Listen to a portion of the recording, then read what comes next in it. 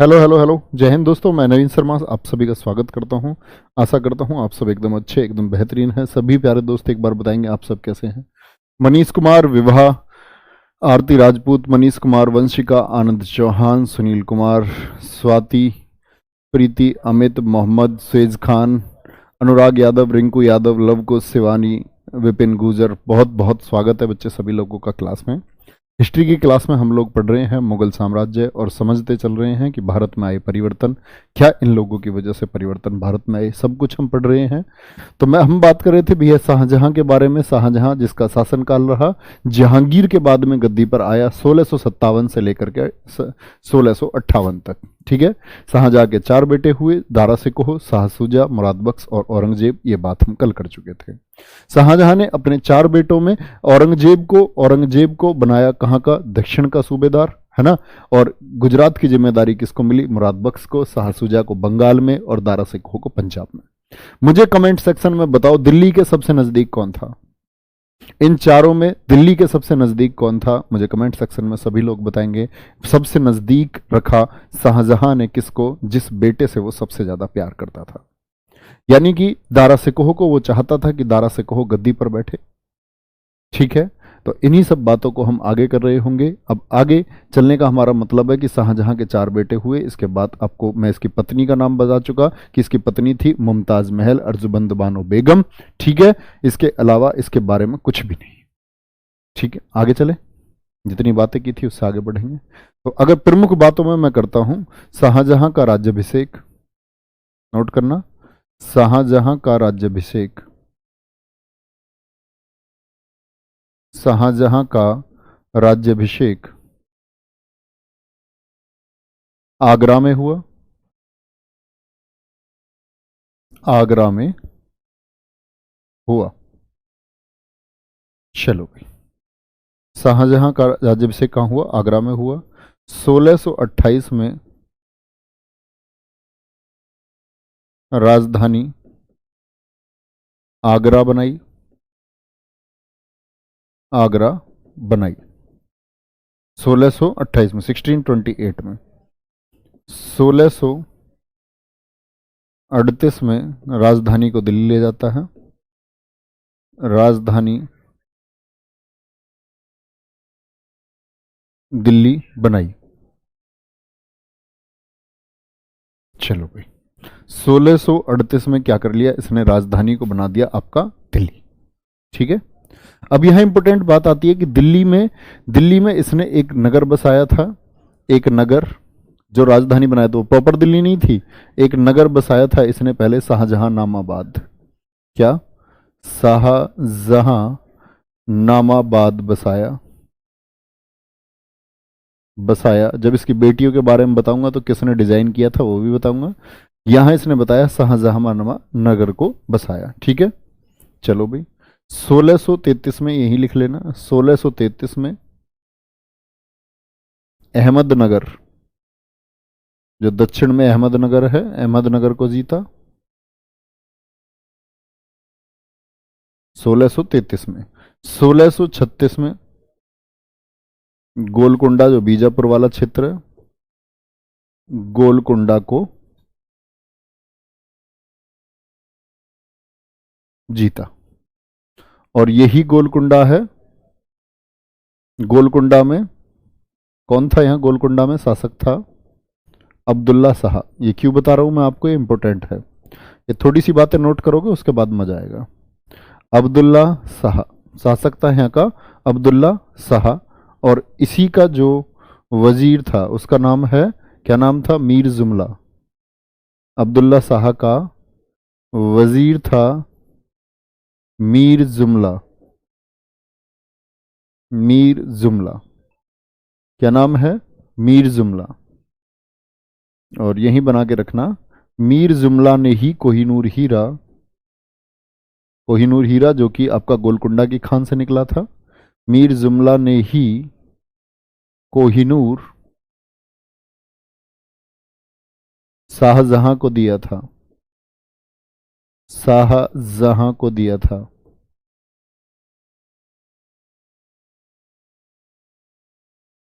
शाहजहां को दिया था, जिसने इसे तख्ते ताउस में लगाया था। किस में लगवाएगा इसको? जो तख्ते ताउस होगा, मयूर सिंहासन होगा। कोई दिक्कत? बहुत बढ़िया, वेरी गुड, बहुत शानदार। यहां तक की बात में भैया जी कोई दिक्कत तो नहीं, कॉमन सी बात मैंने आपको बताई है। राज्याभिषेक आगरा में हुआ, आगरा को राजधानी बनाता है 1628 में। उसके बाद 1638 में राजधानी दिल्ली बनाई, और दिल्ली जो राजधानी बनाई तो शाहजहां नाद नगर बसाया। 1 वर्ष इस प्रक्रिया में लग गया, तो 1639 तक इसने इसको कंप्लीट कर लिया था। इससे पहले इसने दक्षिण के अभियान किए थे। 1633 में अहमदनगर को जीता था, और 1636 में इसने बीजापुर, जो गोलकुंडा है कर्नाटक में, उसको जीता। और वहां शासक कौन था? अब्दुल्ला शाह। अब्दुल्ला शाह का ही जो वजीर है उसका नाम है मीर जुमला।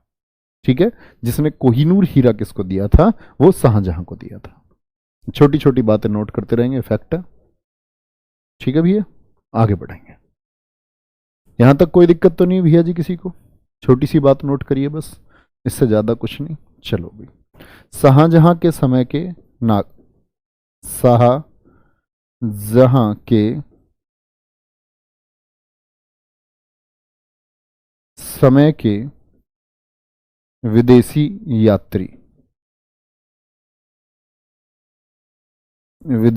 यात्री कौन कौन से आए? इसके यहाँ जो विदेशी यात्री आए, इसमें इटली से जो आए हैं, इनके सब के नाम लूंगा मैं, बड़ी स्पेशल कहानी आपको सुनाऊंगा, तथ्य बताऊंगा जो आपने नहीं सुने होंगे। पीटर मुंडी, ठीक है, इटली से पीटर मुंडी आया। और एक आया मनुची, निकोलस मनुची, किसके समय पर भारत आया था? ये इतिहासकार भी रहेंगे भारत में, हिस्ट्री भी लिखेंगे। इटली से। फिर आए आपके फ्रांस से। फ्रांस से आने वाले कौन है? एक तो था ट्रैवनियर, और एक है आपका फ्रांसिस बर्नियर, जो कि चिकित्सक था, डॉक्टर था। ट्रैवनियर कौन था? ये आपका एक बिजनेसमैन था जो डायमंड्स का बिजनेस करता था। ये हीरो का व्यापारी था। क्या था? हीरो का व्यापारी था। और फ्रांसिस बर्नियर था चिकित्सक। तो किसका चिकित्सक था ये चिकित्सक था आपका, डॉक्टर था किसका? शाहजहां का, चिकित्सक ऑफ शाहजहां। ऐसे मत लिखना, इसको लिख लेना, शाहजहां का चिकित्सक था। कभी लिखो चिकित्सक ऑफ शाहजहां, ये बोलोगे जी ये कैसी अंग्रेजी हुई। ठीक है, ये एक जौहरी है। जैसे सुना होगा ना आपने एक स्टेटमेंट, हीरे की पहचान सिर्फ जौहरी को होती है। तो ये ट्रैवनियर हुआ। चलो, कोई दिक्कत? बहुत बढ़िया। चलो, क्या बोलोगे? फ्रांस, ये फ्रांसीसी यात्री आए शाहजहां के समय पर।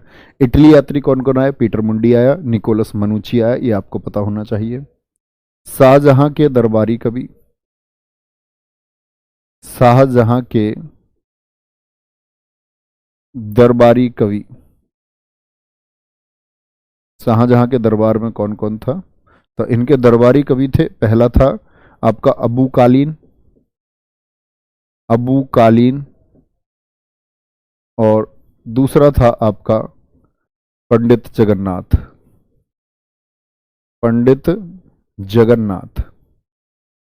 पंडित जगन्नाथ को ही हम लोग जानते हैं किसके लिए? गंगा लहरी के लिए। गंगा लहरी, क्या बोलोगे? गंगा लहरी के लिए इसको जाना जाता है। और रस गंगाधर,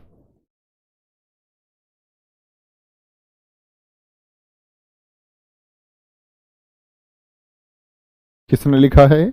शाहजहां के दरबारी कवि हुए अबू कालीन और पंडित जगन्नाथ। इन लोगों ने क्या लिखा है भैया? गंगा लहरी और रस गंगाधर को लिखा। ठीक है, एक है आपका इसी के समय पर, जो अबू कालीन हो गया, पंडित जगन्नाथ हो गया, एक और था हमीद लाहौरी। क्या नाम है? हमीद लाहौरी। और हमीद लाहौरी की ही रचना है पादशाहनामा। क्या रचना है? पादशाहनामा किसकी रचना है? किसके समय पर था भैया? शाहजहां के समय पर था। किसके? शाहजहां के समय पर था। कोई दिक्कत? कमेंट सेक्शन में एक बात बताओ, मैंने आपको बताया था कि चित्रकला का स्वर्णकाल किसके शासनकाल को कहा गया है? कोहिनूर हीरा कहाँ मिला, कहाँ है, कहाँ नहीं है। कोहिनूर हीरा बच्चे अब ब्रिटेन में है, ब्रिटेन में, ठीक है। वो आप इतिहास जानोगे तो आज भी कोहिनूर हीरा आएगा, इसके बारे में मैं आपको बताऊंगा। कोहिनूर हीरा, मैंने आपको थोड़ी सी बात बता दी है कि कोहिनूर हीरा शाहजहां को किससे मिला। धीरे धीरे जब आप इतिहास को पढ़ते रहेंगे, 1739 में नादिर शाह का आक्रमण होगा। नादिर शाह जो ईरान का नेपोलियन है, वो ले जाएगा लूट करके कोहिनूर हीरे को। वहां से कोहिनूर हीरा घूमते हुए कैसे पंजाब के रंजीत सिंह में आएगा, जब आप पंजाब के रंजीत सिंह के बारे में पढ़ रहे होगे तब जानोगे। जब आप डलहौजी पढ़ोगे तो आप जानोगे डलहौजी ने किस तरह चालाकी से उस हीरे को हड़प करने की साजिश के तहत उसको विक्टोरिया के पास पहुंचाया, है ना। तो ये धीरे धीरे जानोगे, इतिहास पढ़ते रहो और समझते रहो, ऐसे एकदम से फुर्ती मत करो। क्या बोलेंगे, तो ये शाहजहां के दरबारी कवि हैं। नोट करना भैया, शाहजहां के समय को, शाहजहां के समय को स्थापत्य कला का स्वर्णकाल कहा जाता है। स्थापत्य कला का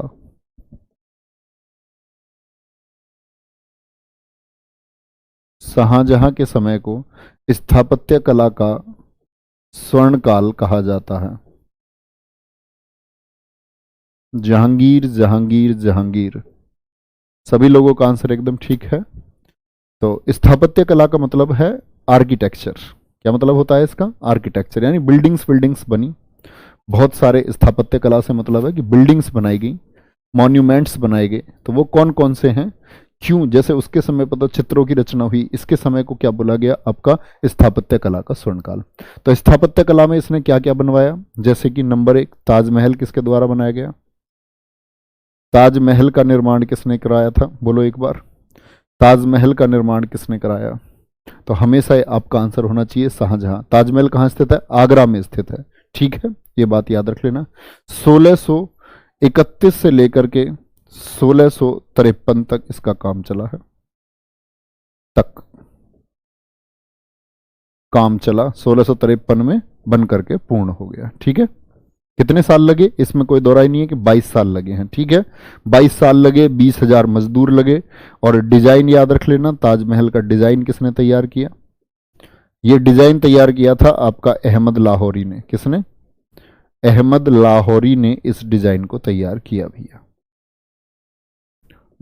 ठेकेदार जो इंस्ट्रक्टर है आपका, अगर मैं बोलूं ये डिजाइन तो अहमद लाहौरी ने तैयार कर दिया, जो इसके ठेकेदार है, या मैं बोलूं निर्देशक कौन थे जिनके निर्देशन में काम हुआ, डायरेक्टर कौन था, तो वो है ईशा खां, उस्ताद ईशा खां। कौन है, उस्ताद ईशा खां, ठीक है। आगरा में स्थित है, यमुना नदी के किनारे। डिजाइन अहमद लाहौरी ने बनाया, निर्देशन किसने किया, ईशा खां ने किया, ठीक है। 1983 में जब भारत के यूनेस्को में स्थल शामिल हुए तब शामिल किया गया इसको, यूनेस्को की विश्व विरासत सूची में शामिल। क्या बोलोगे, 1983 में जो वर्ल्ड हेरिटेज साइट हैं उनमें शामिल है। जैसे आगरा का किला 1983 में, अजंता 1983 में, ऐसे ही आपका ताजमहल 1983 में शामिल हुआ है, ठीक है। सफेद, सफेद संगमरमर से बना है। अब मुझे बताओ, सफेद संगमरमर से बनी पहली पहली जो स्मारक है या मकबरा बोलूं तो किसको बोलोगे, सफेद संगमरमर का प्रयोग। और ये सफेद संगमरमर कहां से आया था, मकराना से आया था, मकराना से आया था। और कभी मत भूलना, जब मैं एतमाउद्दौला का मकबरा पढ़ा रहा था, मैंने बताया था पित्रादुरा शैली, तो ताजमहल में भी किसका प्रयोग हुआ है, पित्रादुरा शैली का इस्तेमाल हुआ है। ताजमहल, ताजमहल के निर्माण में ये इंपॉर्टेंट बातें हुई, ये सब आपको पता होनी चाहिए कि पित्रादुरा शैली का इसमें प्रयोग इसने किया था, ठीक है। अब आते हैं उन फैक्ट्स के बारे में कि जो हम बोलते हैं कि भैया कुछ जो मजदूर थे, इसमें मैंने बोला 20,000 मजदूर थे और ये डिजाइनर था, इनके हाथ कटवा दिए थे, ऐसा कुछ नहीं था। शाहजहां ने आगरा में ही ताजनगरी बसाई और ताजनगरी में रहने के लिए उनको मौका दिया, ठीक है। तो वो हाथ काटने की बात इतिहासकारों ने लिखी है कि इससे बोला था शाहजहां ने, आज के बाद तुम ऐसा कोई भी कार्य नहीं करोगे जब तक तुम्हारी भावी पीढ़ियां भी जीवित रहेंगी, तो मुगल साम्राज्य तुम्हारा खर्चा उठाएगा। तो हाथ काटने से मतलब है ये जो काम करते थे, जैसे कि आप स्टूडेंट, आपसे कलम छीन लूं मैं बोलूं तुम 30,000 रुपए के लिए पढ़ रहे हो, हैं 40,000 के लिए पढ़ रहे हो, मैं दूंगा तुम्हें 30,000 रुपए महीने के, आज के बाद तुम्हारी कलम बनो। आप पैसे के लिए थोड़ी पढ़ रहे हो छात्र, आप सीखने के लिए पढ़ रहे हो। तो सीखने के लिए पढ़ रहे हो, आपकी कलम छीन लूं, तो उसको बोलते हैं कि उन मजदूरों के हाथ काट दिए, यानी कि उनसे उनके काम के लिए मना कर दिया। ठीक है। एतमोद्दौला का मकबरा सबसे पहले मार्बल लगा जी उसमें, बिल्कुल ठीक बात है। चलो, ये बात समझ रहे हो। कभी मत सोचना कि उनके हाथ काट दिए थे, बल्कि उनको बसाया था, ताजनगरी जगह, जो ताजनगरी है वहां पर जगह इनको दी थी। ठीक है। चलो भाई, एक तो हो गया आपका ताजमहल। दूसरे की बात करते हैं, और क्या बनवाया इसने? मयूर, लाल किला हो गया नंबर 2। लाल किला, बताओ लाल किला जो यूनेस्को की विश्व विरासत सूची में कब शामिल हुआ था? लाल किला यूनेस्को की विश्व विरासत सूची में कब शामिल हुआ? लाल किला तो याद रख लेना, लाल किले का जो निर्माण हुआ था ये हुआ था 1648 में, और जो लाल किला है ये यूनेस्को में पहुंचा है आपका, यूनेस्को में पहुंचा है आपका 2007 में। कब? 2007 में इसको लिस्टेड किया गया। ठीक है, कोई दिक्कत तो नहीं। तीसरी इमारत की बात करते हैं, तीसरी बनवाई इसने मयूर सिंहासन, जिस पर ये खुद बैठता था, मयूर सिंहासन। ठीक है। तख्ते ताउस, इसी में आपका कोहिनूर हीरा जड़ा हुआ था। तख्ते ताउस, इसी में जड़वा दिया था इसने, किसको? हीरे को। तो ये बात आपको याद रखनी नहीं है। ठीक है। जो चौथा है, जामा मस्जिद किसने बनवाई है? दिल्ली की जामा मस्जिद, जामा मस्जिद दिल्ली की किसने बनवाई है? जामा मस्जिद दिल्ली किसने बनवाई? शाहजहां ने। देख रहे हो, सारी बड़ी बिल्डिंग्स बनवाई हैं। ताजमहल अपने आप में विशेष है, लाल किला अपने आप में विशेष है, मयूर सिंहासन अपने आप में विशेष है। ठीक है। और मयूर सिंहासन का अगर मैं डिजाइन की बात करता हूं, तो इसका डिजाइन बनाया था बादल खान ने। किसने? बादल खान ने डिजाइन किया था, बादल खान ने डिजाइन बनाया, बादल खान ने क्या किया था? इसको डिजाइन किया था। ठीक है, यहां तक कोई दिक्कत? ताजमहल, ताजमहल उस्ताद अहमद लाहौरी, ईशा खां, 1631 से 1653। और लाल किला कब बनकर के कंप्लीट हुआ? 1648 में। लाल बलुआ पत्थर लगा हुआ है इसमें भी, यूनेस्को में 2007 में गया। मयूर सिंहासन बनाया, तख्ते ताउस बनाया। अब एक बात आती है, जो आगरा का किला बनवाया था अकबर ने, आगरा का किला। आगरा के किले में, आगरा के किले में क्या बनवाया था इसने? आगरा के किले में दीवान ए आम और दीवान ए खास, दीवान ए आम और दीवान ए खास, दीवान ए खास। आगरा के किले में दीवान ए आम और दीवान ए खास किसने बनाए थे? तो ये आपको पता होना चाहिए, ये बनाए हैं भैया किसने? शाहजहां ने। तो ये महत्वपूर्ण इसके निर्माण है, महत्वपूर्ण निर्माण है इसके। 1982 में हुआ था सर ताजमहल शामिल, नहीं बच्चे 1983 में। 1982 में तो भारत 1983 तो शुरू ही हुए हैं होने, और ताजमहल शुरुआती दौर का 1982। आप लोगों ने गलत पढ़ लिया है कहीं से, उसको ठीक कर लेना। ओके, कोई दिक्कत? सर जी यूनेस्को क्या है? यूनेस्को भैया ये आपकी एक संस्था है, यूनाइटेड नेशंस के तहत काम करती है। स्टैटिक जी के में पढ़ोगे आप इसको, है ना। चलो सर जी, क्या हम कह सकते हैं शाहजहां एक अच्छा आदमी था? हाँ, लगभग। शाहजहां एक ऐसा आदमी था, ये देखो, जो अकबर की नीतियां थी इसने किसी को खत्म नहीं किया। जहांगीर ने भी नहीं खत्म किया, शाहजहां ने भी नहीं खत्म किया। 1612 में ये रक्षाबंधन में इसने भाग लिया था, 1612 में, 1612 में, है ना।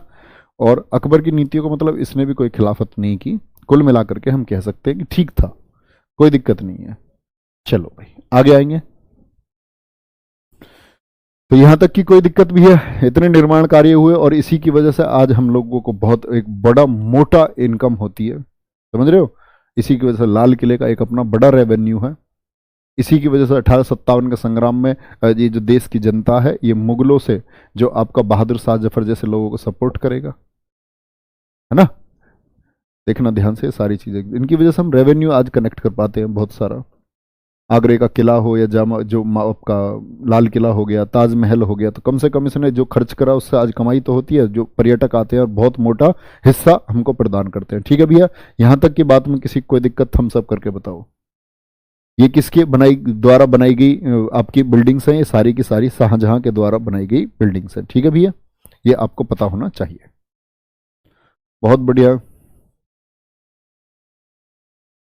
Very good. चलो, हाँ दिल्ली का ही लाल किला कह रहे हैं भैया, दिल्ली का ही लाल किला कह रहा हूं मैं भी, दिल्ली का लाल किला, लाल किले को उसकी बात करेंगे, आगरा की बात हम कर चुके पहले, दिल्ली का लाल किला। चलो, कोई दिक्कत? हुमायूं का मकबरा भैया बता चुका मैं, हुमायूं का मकबरा पिछली क्लास में पढ़ो आप लोग एक बार क्लास में कि हुमायूं के मकबरे का किस तरह निर्माण हुआ, किसके कहने पर हुआ। ठीक है, हुमायूं का मकबरा, उसमें 4 बाग शैली का प्रयोग हुआ, सारी चीजें मैंने आपको बताई हैं, शायद आपने वो क्लास अभी नहीं की है। थम्स अप करेंगे भैया, बहुत बढ़िया, बहुत शानदार, वेरी गुड। आगे चले, चलोगे भैया। तो इसके 4 बेटे मैंने आपको बताए, 4 बेटे कौन कौन से बताए मैंने, अब नाम बता दो मुझे फटाफट से। इसके 4 बेटों के नाम क्या बताए थे मैंने आपको? नंबर 1 था कौन? दारा सिकोह। अंत समय में क्या आता है, अंत समय ऐसा आया, अंत समय ऐसा आया कि शाहजहां की तबीयत खराब हो गई। देखो शाहजहां गद्दी पर कब तक रहा? 1658 तक। 1657 में इसकी तबीयत खराब हुई, किसकी? 1657 में होती है शाहजहां की तबीयत खराब। असली मजा अब है, शाहजहां की तबीयत खराब, वो जस्ट कॉमन फैक्ट थे जो हम नोट कर चुके हैं, अब सुनते रहना ध्यान से। शाहजहां की तबीयत खराब हो जाती है 1657 में, और शाहजहां तो आप जान चुके हैं, शाहजहां चाहता था कि उसका जो उत्तराधिकारी बने वो कौन बने? दारा सिकोह। दारा सिकोह से उसे अत्यंत प्रेम, इसीलिए नजदीक की एक जागीर दे रखी है, सूबेदार भी कहां बना रखा है उसको? पंजाब का। दारा सिकोह डिजर्व करता है सुल्तान बनना, दिल्ली की गद्दी पर बैठना, और अगर मैं कहूं कि ये दारा सिकोह जिसको औरंगजेब गद्दी पर नहीं बैठने देगा, अगर ये दारा सिकोह दिल्ली की गद्दी पर होता तो आज भारत का इतिहास कुछ और होता। कैसे भारत का इतिहास कुछ और होता, क्या कारण होते, तो वो हमको समझना है। समझना इस बात को, दारा सिकोह जो मैं अगर कहूं कि भारत में जितने राजकुमार या जितने शासक हुए उनमें सबसे ज्यादा विद्वान अगर कोई व्यक्ति था तो वो था दारा सिकोह। कौन है? बड़ा बेटा है किसका? आपका शाहजहां का बड़ा बेटा है। तो लिखना दारा सिकोह के आध्यात्मिक गुरु, क्रम से समझना सारी चीजें। आध्यात्मिक गुरु, दारा सिकोह के आध्यात्मिक गुरु, इसके आध्यात्मिक गुरु कहा जाता है मियां मीर को। मियां मीर जो कि एक सूफी संत थे, सूफी संत की शिक्षाओं को मानता था, और ये एक ऐसा युवराज जिसका मन लग गया अध्ययन में, पढ़ाई में, और यही है जिसने एकेश्वरवाद का सिद्धांत दिया। एकेश्वरवाद के सिद्धांत में इसने कहा कि ये जो मुस्लिम धर्म है, इसने इसका गहराइयों से अध्ययन किया, और इसने बोला कि मुस्लिम धर्म की जो जड़ें हैं ये पनपी हैं कहीं ना कहीं शास्त्रों से, कहीं ना कहीं हम लोग एक हैं। हिंदू और मुस्लिम की वो सुलह कुल की नीति जो अकबर ने दी, उसको बहुत आगे बढ़ाने की कोशिश की दारा सिकोह ने। इसने बोला हम सब लोग एक हैं। अध्ययन करने लगा, हर चीज का अध्ययन करने लगा। काशी के लगभग 150 विद्वान की शरण में रह करके अध्ययन करने लग गया। बाहर बाहर विदेशों से किताबें मंगाता, मिस्र यूनान से इसने पुस्तकें मंगानी शुरू की, सारे शास्त्रों का अध्ययन करने लगा, और कहते हैं कि कई कई रात ये सोता नहीं था, कई कई रात अध्ययन करता रहता। और अध्ययन के बावजूद ये मतलब इतना धार्मिक और संत और सन्यासी हो गया, इसके बारे में राजमहल में ये बातें चलने लगी, ये व्यक्ति संत या सन्यासी तो बन सकता है, राजा नहीं बन सकता, ये राजा नहीं बन पाएगा। और शाहजहां को चिंता थी कि ऐसा क्यों है, लेकिन शाहजहां का अत्यंत प्रेम इससे है। इसके आध्यात्मिक गुरु है मियां मीर। मियां मीर भैया, मियां मीर के बारे में इसने एक बुक लिखी है सफीनत उत औलिया, लिखना, दारा सिकोह की बुक है ये, लिखना। दारा ने अपनी पुस्तक, बहुत प्रभावित था वो इस व्यक्ति से, अपनी पुस्तक सफीनत उत औलिया में, सफीनत उत औलिया में, सफीनत उत औलिया में मियां मीर के बारे में बहुत अधिक लिखा है। मियां मीर के बारे में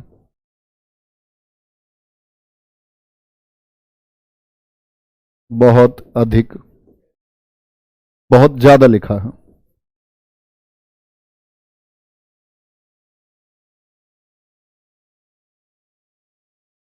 मियां मीर की मृत्यु हो जाती है भैया कुछ समय पश्चात ही। तो मियां मीर का एक शिष्य है आपका अब्दुल्ला शाह, मियां मीर का शिष्य, नोट करना, मियां मीर का शिष्य है क्या नाम है? अब्दुल्ला शाह। विद्वान व्यक्ति था ये भी, सूफी संतों की फिर अब्दुल्ला शाह, सूफिज्म को मानने वाला, सूफी संतों की परंपरा का। कौन है? आपका मुल्ला शाह। तो मुल्ला शाह से जाकर के दारा सिकोह जब मिला तो दारा सिकोह के मन में बहुत सारे सवाल थे। तो दारा सिकोह के मन में जो बहुत सारे सवाल है उसके जवाब उसने कहाँ ढूंढे? जैसे उसके मन में सवाल था कि फारसी ग्रंथों में तो सिर्फ जो हमारा निर्माण बताया गया है वो 4 तत्व बताए गए हैं। 4 तत्व कौन कौन से होते हैं? अगर बच्चे आप जानते हो 4 तत्वों के बारे में, पृथ्वी जल वायु। हमारे ग्रंथ कहते हैं पृथ्वी जल वायु अग्नि और आकाश। तो हमारे तो ग्रंथ कहते हैं कि मनुष्य का जन्म 5 तत्व से हुआ है, लेकिन फारसी ग्रंथ कहते हैं कि मनुष्य जो है, कोई भी इंसान है, वो 4 तत्वों से मिलकर के बना है। तो दारा सिकोह ने अंतर ढूंढना शुरू किया कि ये 5वां जो तत्व है आकाश, ये हमारे यहां क्यों नहीं है? मतलब चिंतन करता था वो। और इसी तरह के बहुत सारे उसके सवाल होंगे जिस अध्ययन में वो व्यस्त हो जाएगा। ठीक है। इसके बाद ये मिलता है अब्दुल्ला शाह से जो शिष्य है, और अब्दुल्ला शाह से जब ये मिला तो अब्दुल्ला शाह ने पूछा आप कौन हैं? तो इसने बोला कि मैं एक फकीर हूं। मतलब ये खुद को युवराज या दिल्ली की गद्दी का वारिस समझता ही नहीं है। ये कहता है कि मैं एक फकीर हूं। उसने पूछा फकीर का कुछ नाम तो होता होगा? उसने बोला आपसे कुछ छुपा हुआ नहीं है। तो कहते हैं कि अब्दुल्ला शाह ने बोला कि मैं आपके सवालों के जवाब दे सकता हूं, लेकिन आपके सवालों के जवाब मैं क्यों दूं? आपके अंदर वो क्यूरियोसिटी क्या है, जिज्ञासा क्या है, वो कैसे पता करूंगा? तो कहते हैं कि इसने, दारा सिकोह ने अब्दुल्ला शाह को एक पत्र लिखा, एक पंक्तियां में लिखी, और जिसमें उसने कहा कि जो सूरज की किरण है वो एक भी जर्रे से अलग नहीं है, हर पानी का कण अपने आप में समुद्र है। सत्य को चाहे किसी भी नाम से आप पुकारो, वो जुड़ता सिर्फ और सिर्फ भगवान से है। तो मतलब आप देख रहे हो, एक ऐसा व्यक्ति, ऐसे मतलब लोगों के बीच में एक ऐसे व्यक्ति का जन्म हो चुका है जो दिल्ली की गद्दी का हकदार है, और जिसकी सोच कुछ इस तरह की है, जो कि अध्ययन कर रहा है उपनिषदों का, वेदांतों का, और जिसको लग रहा है कि जो कुछ भी सत्य है वो इसी में है। तो शिष्य अब्दुल्ला शाह से मिलता है। कहते अब्दुल्ला शाह से इसको सारे जवाब नहीं मिल पाए। इसके बाद में एक ये हिंदू के पास गया, और वो हिंदू विद्वान थे लाल बैरागी। कहते हैं कि 10 दिन तक प्रश्न करता रहा दारा सिकोह, और हिंदू विद्वान थे लाल बैरागी। और लाल बैरागी से जो इसने सवाल किए उन 10 दिनों में, वो 10 दिनों में इसने 60 सवाल किए, और उन 60 सवालों के जवाब दिए इसको लाल बैरागी ने। कहते हैं कि बड़ा तृप्त हुआ, और इसके बाद इसने यहां लाल बैरागी से ही कहा कि मैं उपनिषदों का जो ये ज्ञान है इसको दुनिया तक पहुंचाना चाहता हूं, मैं इनको फारसी में लिखना चाहता हूं, ये ज्ञान है दुनिया तक पहुंचना चाहिए, ये इतना गूढ़ ज्ञान है। और हुआ भी ऐसे ही। दारा सिकोह वो व्यक्ति है जिसकी वजह से हमारे शास्त्र दुनिया में पहुंचे। फारसी से ये आपके फिर बदले गए, लैटिन में, फिर बाकी भाषाओं में ये बदले गए। तो हमारी जो लोकप्रियता बढ़ी शास्त्रों की, उसको बढ़ाने का सबसे बड़ा कारण था, दुनिया भर में पहुंचाने का कारण था दारा सिकोह। अंग्रेज जैसे लोग प्रभावित हुए। याद है, मैं आपको इतिहास में एक प्रकरण बताऊंगा, जब टीपू सुल्तान एक अंग्रेज की नाक काट देगा, और वो अंग्रेज भागता हुआ अपनी नाक हाथ में लेकर के भागता रहेगा, तो हिंदुस्तान के गांवों में उसकी नाक कुछ लोग जोड़ देंगे, तो वो बड़ा प्रभावित होगा, और ब्रिटेन की संसद में जाकर के भाषण देता है कि हिंदुस्तान के गांवों में भी हमारे यहाँ की हॉस्पिटलिटी से ज्यादा सुविधाएं हैं। तो वो लोग अपने डेलीगेशंस भेजेंगे, दल भेजेंगे, वो लोग इंडिया आएंगे और सीख करके जाएंगे भारतवर्ष से। तो हमारे पास तो सब कुछ था, आज भी है सब कुछ, लेकिन हम उस चीज को खोते जा रहे हैं। तो क्या हुआ, दरअसल में वो हिंदू विद्वान है लाल बैरागी, जिससे इन्होंने सवाल किए, और यही सवाल है जो इन्होंने लाल बैरागी से भी किया था कि पंच तत्व आपके यहाँ 5वां तत्व क्यों है? तो इन्होंने बताया आकाश है। आकाश से मतलब होता है हमारे पंच तत्वों में श्रवण शक्ति, सुनने की शक्ति। तो हमने सुनने की शक्ति को भी प्राथमिकता दी कि वो सबसे महान है। आप जो सुनते हैं, एकाग्र होकर के सुनते हैं, वो सबसे महान है। तो हिंदू विद्वान लाल बैरागी हुए भी है जिन्होंने इनके जवाब दिए। दारा सिकोह के बारे में बात आती है, 52 उपनिषद पढ़े इसने, मतलब उपनिषद तो सभी पढ़े। 52 उपनिषदों का फारसी में अनुवाद किया, फारसी में अनुवाद, ट्रांसलेट कर दिया उनको। तो समझ रहे ऐसे आदमी की सोच क्या है, जो कितने हिंदू मुस्लिम एकता की बात कर रहा है, जो ये कह रहा है कि हिंदू मुस्लिमों की नींव एक है। तो ऐसा व्यक्ति दिल्ली की गद्दी पर होता तो कितनी विशेष बात होती। 52 उपनिषदों का फारसी में अनुवाद किया, ठीक है। और इस अनुवाद का नाम है सीर ए अकबर। किस नाम से किया था? सीर ए अकबर। सीर ए अकबर का मतलब है सबसे बड़ा रहस्य, सबसे बड़ा रहस्य। यह बात आपको याद रखनी नहीं है। 52 उपनिषदों के अलावा योग वशिष्ठ पुस्तक का, योग वशिष्ठ और भगवद गीता। देखो उस दिन शायद अकबर में जब मैं बोल रहा था ना, वो अकबर के समय पर रजमनामा, तो मेरे मुंह से एक शब्द गलत निकल गया था कि रामायण, वो मैंने बोल दिया था महाभारत और भगवद गीता, तो वो रामायण और महाभारत था अकबर में, है ना। रजमनामा जो किसने किया था? अब्दुल कादिर बदायूनी ने। योग वशिष्ठ और भगवद गीता का फारसी में अनुवाद, फारसी में अनुवाद ये भी किसने किया? ये किया दारा सिकोह ने। किसके द्वारा किया गया है भैया? दारा सिकोह के द्वारा किया गया है। 52 उपनिषदों का फारसी में अनुवाद किया। योग वशिष्ठ भगवद गीता का भी इसने फारसी में अनुवाद किया।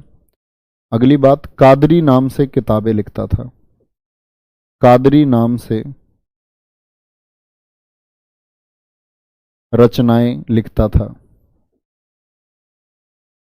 जैसे गुलरुखी बताया था ना मैंने, गुलरुखी कौन बताया था बताना जरा? लिखता था किस नाम से? कादरी नाम से। और इसी की एक प्रमुख रचना है, इसकी रचना का नाम लिखना, अपनी रचना है इसकी, और इसकी रचना का नाम है मज्म उल बहरीन, मज्म उल बहरीन, मज्म उल बहरीन, ठीक है। ये मज्म उल बहरीन वो पुस्तक है जिसमें हिंदू और मुस्लिम धर्म की वो समानताएं बताई गई हैं, जिसमें इसने ये बताया, इसने जोड़ा कि ये जो इस्लाम धर्म की उत्पत्ति हुई है, ये इस्लाम धर्म की उत्पत्ति किस तरह हिंदू धर्म से संबंधित है, हम लोग एक किस तरह से हैं, हमारे मूल आधार किस तरह से जुड़े हुए हैं। तो वो मज्मुल बहरीन जो हिंदू मुस्लिम एकता के ऊपर पुस्तक लिखी गई, किसके द्वारा लिखी गई है भैया? दारा सिकोह के द्वारा। दारा सिकोह के काम आप देखते जाना, यही दारा सिकोह को क्या बना देंगे? दारा सिकोह को काफिर कहलाएंगे, काफिर कहलाने का काम करवाएंगे। यही चीजें जो इस पर दग्गा लगाया जाएगा, दाब लगाया जाएगा। एक मज्म उल बहरीन, ठीक है, मज्म उल बहरीन। मज्म उल बहरीन तुम तो क्या पढ़ोगे ख्याल।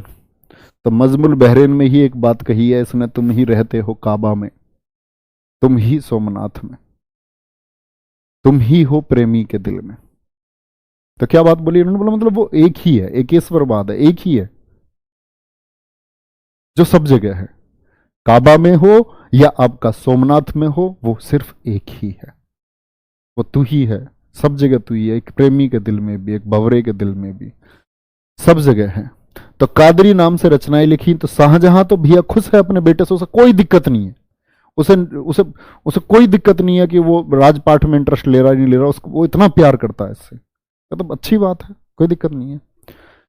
तो यहां एक बात याद रख लेना। तो भैया इतनी चीजें कर रहे हैं, हिंदू मुस्लिम एकता की बात कर रहा है।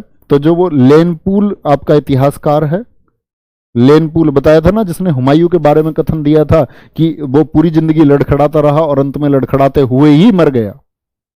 तो लेनपूल ने दारा को छोटा अकबर कहा, लघु अकबर, लघु अकबर कहा है। किसने कहा है? दारा ने, दारा को कहा है किसने? लेनपूल ने कहा है। लेनपूल एक इतिहासकार है। इसके इन्हीं कामों के चलते हुए शाह बुलंद इकबाल की उपाधि मिली। शाह बुलंद इकबाल ये किसकी उपाधि है? ये दारा की है। शाह बुलंद इकबाल शाहजहां ने कहा, किसने कहा? शाहजहां ने कहा। ठीक है भैया, इतनी बात में कोई दिक्कत? चलो बहुत बढ़िया। इनके बाद बच्चे, इनके बाद हम छत्रपति शिवाजी महाराज जी के बारे में पढ़ेंगे। ऐसा मत लिखो भैया, शिवाजी नाम लिखना शोभा नहीं देता आपको।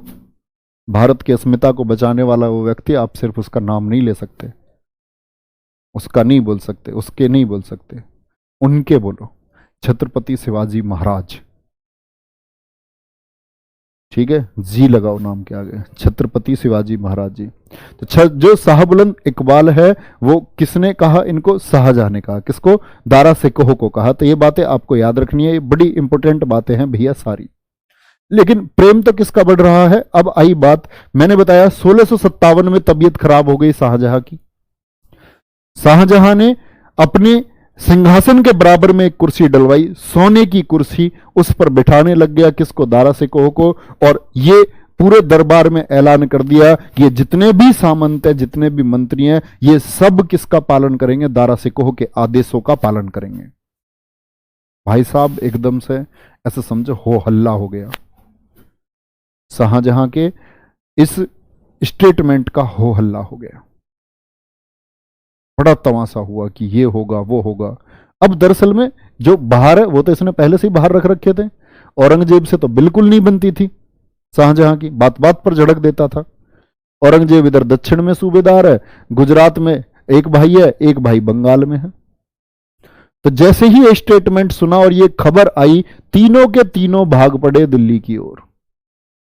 हम देखेंगे ऐसा कैसे बना देगा उस काफिर को, उस बदबख्त को, जो गद्दी पर कल बैठ गया तो इस्लाम खत्म हो जाएगा, ऐसे लांछन लगाएंगे दारा सिकोह के ऊपर। और तीनों चल दिए किधर? दिल्ली की तरफ कूच करने के लिए। ठीक है भैया। अब दारा सिकोह दरअसल में क्या है याद कर लेना, इसको भी बताएंगे हम। यहां हुआ था एक भैया, दारा सिकोह की असफलता क्या है। एक तो दारा सिकोह के बारे में एक स्टेटमेंट मैंने दिया कि वो एक संत या सन्यासी बन सकता था, एक राजा क्यों नहीं? क्योंकि उसने अपनी सैनिक क्षमता पर कभी ध्यान नहीं दिया। वो हमेशा अध्ययन में लगा रहा, सिर्फ पढ़ने में लगा रहा। तो इधर क्या हुआ, जब यहां ईरानियों ने कब्जा कर लिया, इधर किसके समय पर हुआ ये कब्जा? आपका शाहजहां के समय पर। तो शाहजहां के समय पर ये कब्जे के लिए पहले तो भेजा गया सेनाओं को, तो कामयाब नहीं हो पाई सेना शाहजहां की। तो इसके बाद खुद बोला, किसने ये बोला? आपका दारा सिकोह ने, कि मैं जाकर के इसको खत्म करता हूं, ईरानियों का जो ये कब्जा बढ़ता जा रहा है। और शाहजहां ने एकदम से उसको बोल दिया कि ठीक है तुम जाओ। शाहजहां को कोई दिक्कत ही नहीं थी इससे, और शाहजहां जानता था कि इसकी जो आपकी आर्मी एक्सपर्टीज है वो अच्छी नहीं है, सेना का ये संचालन नहीं कर सकता है। और कहते हैं कि जब ये दारा सिकोह चला युद्ध के लिए, तो इसकी सेना में आपके मुल्लाजी, बहुत सारे फकीर, बहुत सारे संत, बहुत सारे सन्यासी, सब लोग इसके साथ चल रहे हैं। पॉपुलैरिटी बहुत थी दिल्ली में, दिल्ली के आसपास के इलाके में। कहते हैं कि इतनी ज्यादा पॉपुलैरिटी इसकी होगी, उसकी मैं बताऊंगा, अंदाजा आप लगा पाओगे जब इसका अंत समय आएगा। तो लोग इसके साथ चल दिए, संत चल रहे हैं। तो उस जो कंधार वाली जगह है, उस कंधार पर आक्रमण करने के लिए इसने संतों से पूछता रहा है। जैसा वो नहीं है, कहते हैं कि वहां तांत्रिक वगैरह थे इसके पास में, तांत्रिक। युद्ध करना ठीक नहीं होगा जी, ऐसा मारा, उड़द की दाल फेंक के आंच में फेंक के मार के कहता कि वो जी अब जो है कांधार पर आक्रमण करना ठीक नहीं है, सोमवार को करेंगे। वो रुक गया सोमवार तक। भैया दारा सिकोह तांत्रिक है, बड़ा विश्वास करता था सब लोगों में। वो रात को उठाया उसने उसको, रात को तांत्रिक को, हाँ जी सोमवार है सुबह। तो कह रहा जी पूरी रात लड़ाई लड़ी है, 3 फरिश्ते ऐसे थे, 2 फरिश्तों पर तो मैंने काबू पा लिया रात में, लेकिन तीसरा फरिश्ता मेरी पकड़ से बाहर है, जरा इस फरिश्ते को और पकड़ में आने दो। तो कहते हैं कि उसको ये सफल नहीं हो पाया, और उस आक्रमण को इसने वापस मतलब बहुत नुकसान उठाना पड़ा था इस वाले अटैक में मुगल सेना को। लेकिन जब ये वापस आया, इसका इतना तगड़ा वेलकम शाहजहां ने करा, जैसे कि मान के चलो ये पूरे मध्य एशिया को जीत के आया हो, पूरे मध्य एशिया को जैसे इसने जीत लिया हो। तो बाकी जो भाई होंगे आप समझ सकते हो, उनका कोई उनसे बहुत ज्यादा प्यार नहीं कर रहा है शाहजहां। औरंगजेब का एकदम से इतना कट्टर हो जाना, वो भी एक स्वाभाविक है कि उसको वो प्यार नहीं मिला है। जिसकी अगर चारों भाइयों में बात करूं, जो आपकी आर्मी एक्सपर्टीज है वो सबसे ज्यादा किसकी है? औरंगजेब की है। सबसे कुशल कौन है सैन्य संचालन के मामले में? वो आपका कौन है? औरंगजेब। लेकिन उदारता और इंसानियत में सबसे ज्यादा अच्छा कौन है? वो दारा सिकोह है। तो ये आ जाते हैं और भैया यहाँ युद्ध होने शुरू होते हैं, जिन युद्धों को हम बोलते हैं, इसको याद रख लेना। एक इसकी वाइफ का नाम याद रख लेना, नादिरा। दारा सिकोह की वाइफ है नादिरा बानो बेगम, नादिरा बानो बेगम। बेटे भी होंगे इसके, मैं बताऊंगा आगे चल के अभी। तो उत्तराधिकार की लड़ाइयां लड़ना, उधर से कौन आएंगे उत्तराधिकार की लड़ाई लड़ने? औरंगजेब आएगा, और बाकी भाई जो हैं वो भी औरंगजेब के साथ हो जाएंगे। ठीक है, बाकी भाई भी हो जाएंगे, लेकिन अपने भाइयों को धोखा देगा औरंगजेब। कहते हैं औरंगजेब जब गद्दी पर बैठेगा तो खून से सना हुआ बैठेगा, अपने रक्त संबंधियों का और अपने सभी रिश्तेदारों का, मतलब खून से सन करके वो बैठेगा, वो उसके भाई हों, उसके जीजा हों, उसके साले हों। उत्तराधिकार की लड़ाई में सबसे पहले ये जो सेनाएं बढ़ रही हैं इधर, सबसे पहले होता है उज्जैन के पास में धर्मट का युद्ध। सबसे पहले हुआ धर्मट का युद्ध। क्या बोलोगे? सबसे पहले धर्मट का युद्ध हुआ, और ये कब हुआ था? 15 अप्रैल 1658 को, 15 अप्रैल 1658 को हुआ। ठीक है भैया। दूसरा युद्ध हुआ आपका, दूसरा हुआ आगरा के पास में सामूगढ़ का युद्ध। सामूगढ़ का युद्ध, ये वो युद्ध है जिसने भारतीय चिंतन की वो उम्मीदें जो फिर से एक बहुत बड़े स्तर पर पहुंच सकती थी, उन उम्मीदों को दबा दिया। क्योंकि यही वो युद्ध है जिसकी वजह से क्या है, दारा सिकोह जो दिल्ली की गद्दी पर बैठता वो नहीं बैठ पाया, जो वास्तविक हकदार था। तो सामूगढ़ का युद्ध हुआ आपका दूसरा युद्ध, ये 29 मई को हुआ है, 29 मई 1658 को हुआ है। ठीक है, लाइन छोड़ना बीच में। तीसरा युद्ध हुआ है आपका देवराई का युद्ध। देवराई का युद्ध ये अफगानिस्तान के पास में, ये हुआ आपका 1659 में, 1659। तो धर्मट का युद्ध कहां हुआ? एमपी उज्जैन के पास में हुआ। ठीक है, क्या बोलेंगे सर जी कोहिनूर हीरे बहुत सारे थे क्या? नहीं बच्चा, वो एक ही है, वो एक ही स्पेशल है। धर्मट का युद्ध एमपी उज्जैन के पास में हुआ। कौन कौन है? औरंगजेब हो गया एक तरफ, तो कौन हो गया? औरंगजेब और इसके भाई इसके साथ हैं। वर्सेज में कौन है? मुगल साम्राज्य, यानी कि दारा सिकोह। दारा सिकोह की भैया कोई मजबूत तो तरीका है नहीं, दारा सिकोह की कोई लीडरशिप अच्छी नहीं है, युद्ध करना वो जानता नहीं। तो कौन जीता इस युद्ध को? सबसे पहले जीतता है आपका औरंगजेब। कहां हराया? एमपी में, मध्य प्रदेश में। किसको? दारा सिकोह की सेनाओं को हराया। दारा सिकोह को नहीं, दारा सिकोह की सेनाओं को, जो यहां एमपी में रोकना चाह रही थी इस बढ़ते हुए औरंगजेब को दिल्ली की तरफ से। यहां हरा करके आगे पहुंचा दिल्ली के पास में आगरा। आगरा से 10 किलोमीटर दूर सामूगढ़ में युद्ध हुआ। फिर से किसके बीच हुआ? अब की बार दारा सिकोह आया है खुद मैदान में। किसके बीच है? औरंगजेब, औरंगजेब के साथ इसके भाई है मुराद बख्श है, और इधर कौन है? दारा सिकोह और मुगल सेना। बहुत बुरी तरह हारा और जान बचा करके भागा दारा सिकोह। कौन जीता? औरंगजेब जीता, क्योंकि उसके सैन्य अभियान दक्षिण में, यहां से जाकर के जो आदमी यहां कंट्रोल कर रहा है, कहा जाता है कि दक्षिण के अभियान बड़े मजबूत थे और जिसने दक्षिण अभियान किए वो कमजोर हो नहीं सकता। तो औरंगजेब की जो सैन्य क्षमता थी, है ना, जो उसको एक कुशल सैनिक के साथ साथ एक कुशल लीडर बनाती थी, वो लीडरशिप उसमें बहुत ज्यादा थी। हरा दिया गया दारा सिकोह को। दारा सिकोह इस सामूगढ़ के युद्ध से ही क्या हो गया? दारा सिकोह भाग गया, भाग गया, और इसको लग गया कि भाई तो नहीं लड़ सकता अब औरंगजेब से। और इसी युद्ध के बाद में, इसी युद्ध के बाद में याद रख लेना किसको? जो शाहजहां है ना, शाहजहां को नजरबंद किया गया, और यही रहेगा 1658 के बाद 8 साल तक। 1666 में मरेगा शाहजहां, 8 साल तक यहां नजरबंद रहेगा। कौन रखेगा? औरंगजेब। शाहजहां को, क्योंकि ये आगरा के किले में था इस समय, शाहजहां आगरा के जो शाहबुर्ज, आगरा किले के शाहबुर्ज में नजरबंद कर दिया। मारा नहीं है अभी, नजरबंद कर दिया, नजरबंद कर दिया। तो पिता के द्वारा बंदी बनाए जाने वाला पहला शासक है कौन? शाहजहां। दारा सिकोह भाग जाता है भैया। दारा सिकोह भाग करके पहुंच गया है आपका अफगानिस्तान, ईरान में। ठीक है, भागता रहा बहुत दिनों तक भागता रहा दारा सिकोह।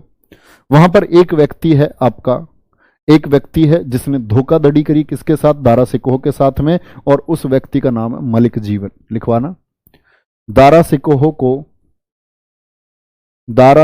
को मलिक जीवन ने विश्वासघात किया था, मतलब इसने मलिक जीवन ने पकड़वाया था। मलिक जीवन ने पकड़वाया था और किसके सामने पेश कर दिया? फिर इसको पेशी होगी अब किसके सामने? औरंगजेब के सामने। यही याद रख लेना, जो सामूगढ़ का मैंने आपको बताया था, अकबर ऐसा शासक, औरंगजेब ऐसा शासक है जिसके 2 राज्याभिषेक हुए हैं। तो पहला राज्याभिषेक तो इसका सामूगढ़ में हुआ था, लिख लेना। इसके बाद शाहजहां की आगरा में ताजपोशी हुई। आगरा में ताजपोशी हुई। आगरा में ताजपोशी हुई। ये इसका पहला राज्याभिषेक था। क्या बोलोगे? ये इसका पहला राज्याभिषेक था। कहां हुआ था? आगरा में। दूसरा होगा इसका दिल्ली जाकर के होगा, और दिल्ली जब ये गद्दी पर बैठेगा तब आलमगीर की उपाधि से बैठेगा, है ना। तो सामूगढ़ के युद्ध ने सारी मनसाओं पर जो मामला फेर दिया, किसका? दारा सिकोह का। और दारा सिकोह को मलिक जीवन ने पकड़वाया था। कब? ये जो अंतिम अभियान था देवराई का युद्ध, ये भी इन दोनों के बीच हुआ है, और इसमें फाइनली दारा सिकोह को मलिक जीवन के द्वारा पकड़वा दिया गया था। तो ये दरअसल में एक अभियान सिर्फ है, इसको एक युद्ध का नाम भी नहीं दे सकते, है ना। तो दारा सिकोह को किसने पकड़वा दिया? मलिक जीवन ने। दारा सिकोह को बंदी बना लिया गया, इसके बेटे को बंदी बना लिया गया। बहुत सारी भूल सामने निकल के आई इसमें, किसकी? दारा सिकोह की। जैसे कि सामूगढ़ के युद्ध को क्या सच में दारा सिकोह नहीं जीत सकता था? अगर वो, उसकी लीडरशिप कमजोर थी, लेकिन मुगल सेना और सेनापति कहां थे? इतनी बड़ी सेना औरंगजेब की छोटी सी सेना ने कैसे हरा दी?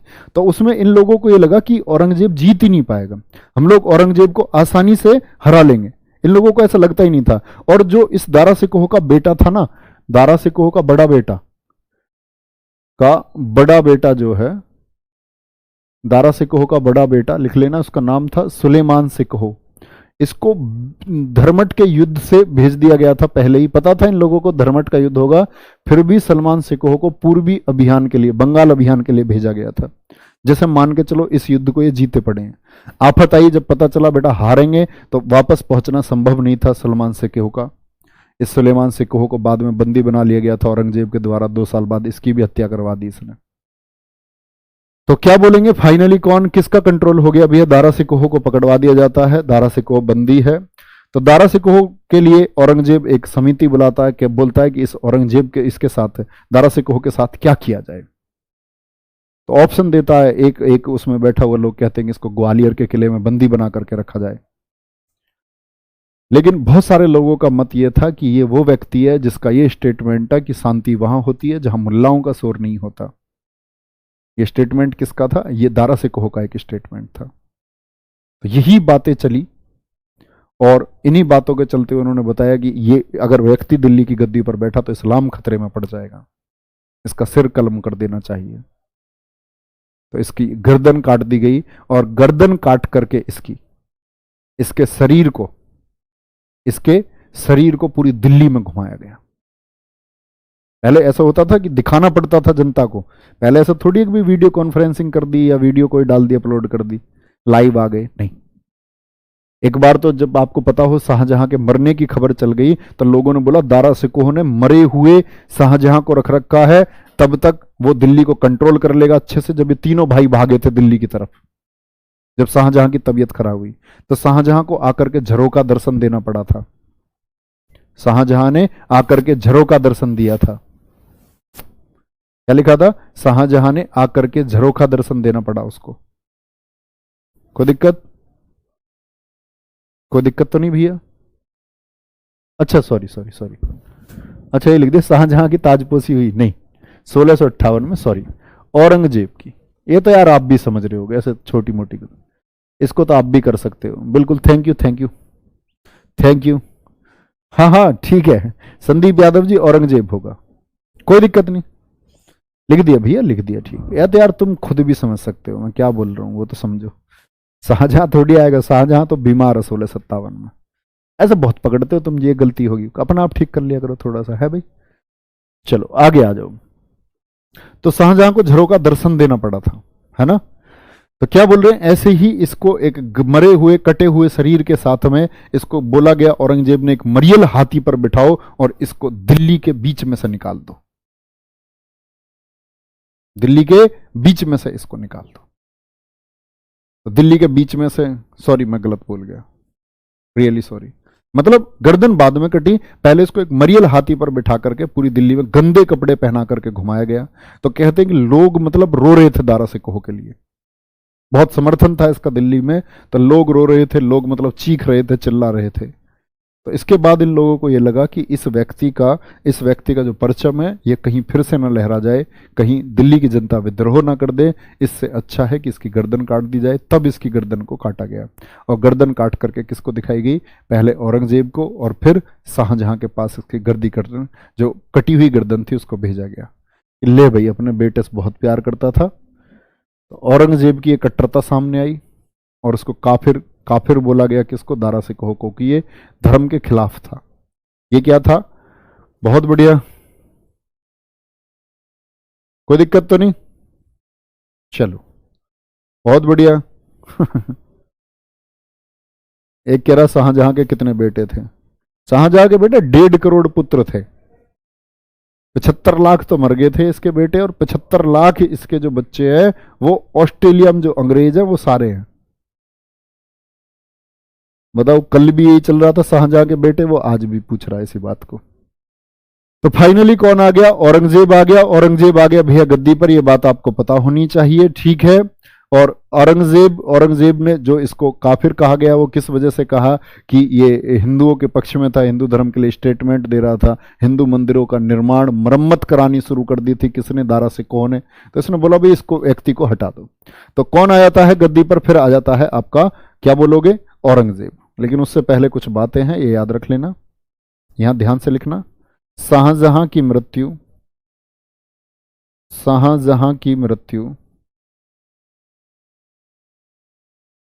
1666 में हुई। 58 में बंदी बना, 8 साल रहेगा बंदी में।